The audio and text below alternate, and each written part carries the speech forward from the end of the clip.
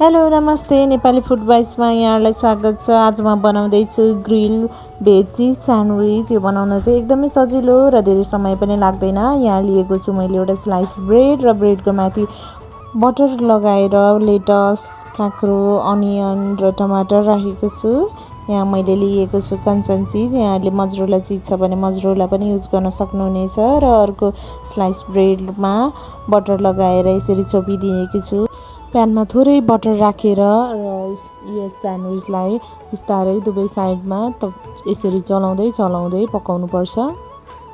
Golden brown भइसकेपछि यो तयार भयो र अर्को साइडमा मैले लिएको छु यहाँ गार्निसको लागि भेजिटेबल्स र यसलाई ट्रायङ्गल शेपमा काटेको छु। यहाँहरूले आफूलाई मनपर्ने शेपमा काट्न सक्नुहुनेछ। काटेर तयार भएको स्यान्डविचलाई मैले प्लेटमा यसरी सजाएर राखेको छु।